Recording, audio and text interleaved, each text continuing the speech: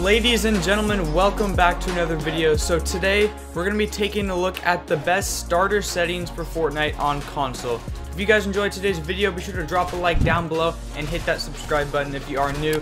I'm trying to hit 1,000 subscribers, so please help me out.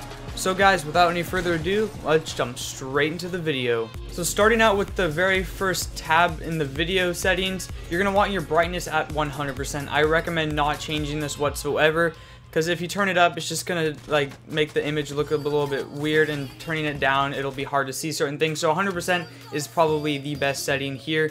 And then the user interface contrast, definitely keep at 1%. That's basically just, it changes the contrast on the menu. So I mean, it really doesn't matter what you put here, so I just keep it at 1% because, you know, it doesn't really change anything. Colorblind mode is off. You can turn this on if you like the look. Originally people used it so you can see through the storm, but with the new chapter you can see through the storm anyway, so you really don't need this, but it's totally up to you. And then the colorblind strength, you guys can mess with that if you want. And the safe zone, there's no need to mess with that. And then the advanced graphics, motion blur, definitely turn this off. This is key. When you're moving your character around, there will be no motion blur, which will improve how the game feels, and it's just better. Just trust me on this one. And then the show FPS, that is totally optional. I usually don't use it, but I mean, if you want to see what your FPS is, then feel free to turn that on. Moving on to the game settings, you can see here toggle sprint is off. Definitely keep that off. Sprint by default on, so you basically don't have to push down on your left thumbstick to run. You will auto run, so this is very useful because you don't want to be walking in Fortnite Chapter 2. It's just don't do that. It looks bad. Sprint cancels reloading. Definitely keep that off. It's gonna mess you up. Auto open doors, turn this on. It's gonna help you so much in many situations, especially if you edit and accidentally edit a door, it'll open it automatically and it won't slow you down, so be sure to have this on. Hold to swap pickup is off. You just don't want this on. It's also going to mess you up. Toggle targeting is off. Mark danger when targeting, turn that on so you can do that little red icon for danger if you're playing squads or duos. It'll definitely help you out. Auto pick up weapons, keep that off unless you want to just pick up weapons you walk over, but I feel it's really gonna mess up what you want to pick up, so I always keep that off. Auto sort consumables to right, turn this on. It'll help you guys out because it'll keep all your weapons to the left side and then your consumables will go to the right. It's helpful for organization. For building, reset building choice, turn that on. Turbo building, definitely have that on. It's Fortnite Chapter 2. You want to be building fast. Confirm edit on release, definitely keep this on. It's gonna improve your editing and building skills by a ton, so you don't have to take that extra step to confirm it. The contextual tips, keep these off unless you really need them. I find they're useless, so yeah, definitely keep those off. Invert view is off. These next three settings here, I really don't even know what they are. I just don't even mess with them. But tap to search interact, turn that on. It'll help you guys out so you don't have to hold down your search button. It's gonna help you out in game.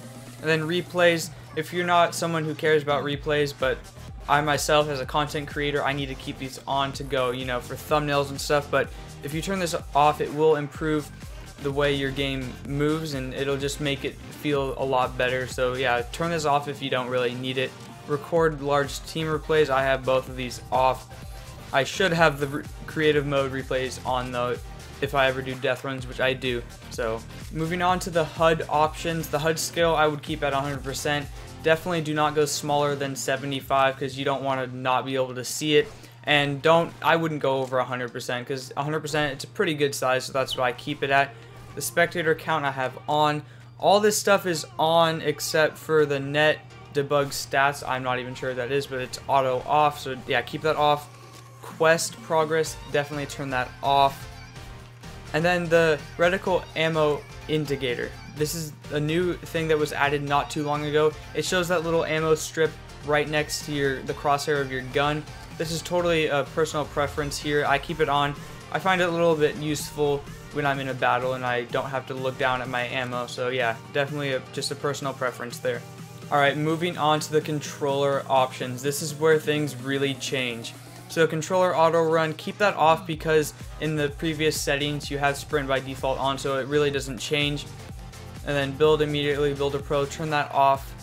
Edit hold time, I keep it at 0.13. Most people like it at 0.1, but I find it messes me up when I try and pull out my builds or put them away. So yeah, I just keep it at 0.13. That seems to fit best for me, but definitely personal preference also. Vibration, turn this off. It's gonna mess up, you know, your aim. It really can. So yeah, definitely keep that off. All this stuff is grayed out because the use advanced options is on. And yes, I do use legacy look controls. I highly recommend this. It's really going to improve your gameplay, so definitely turn that on. Aim assist, you need this unless you know, if you decide not to, but I always keep aim assist on. It's definitely going to help you. Edit mode aim assist, I turn that off. Basically, when you're editing, it'll try and help you aim, and it really messes you up, so I recommend keeping that off. Alright, controller sensitivity for X, I keep it 50%, and then my Y I keep just a little bit lower, but this is something you guys need to mess with in creative mode and find what fits best for you. The controller targeting sensitivity I keep at 39%, and the scope sensitivity at 34%.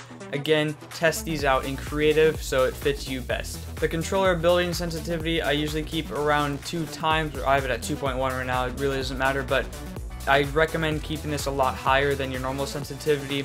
And then the edit mode sensitivity I have a little bit lower at 1.5 because I feel if it's above 2 it just feels too fast and I really mess up my edits. So, but again, personal preference here. And then for the move stick dead zone, I keep both at 10%. It is pretty low. Occasionally I will get some drift, but yeah, definitely mess with this. I wouldn't go above like 30%, so yeah, I just have mine at 10. For audio, there's really nothing here to mess with. I keep everything at 100%.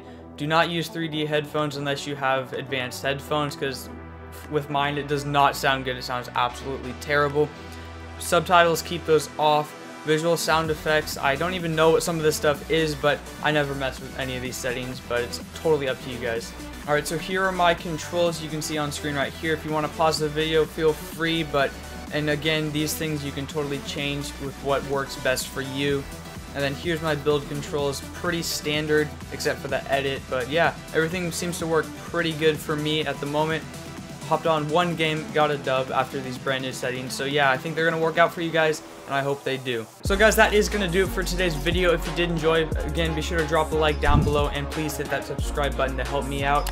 And watch my other videos too. You can click the playlist down below and the card up here. So yeah guys, thank you so much for watching, and I will see you in my next video.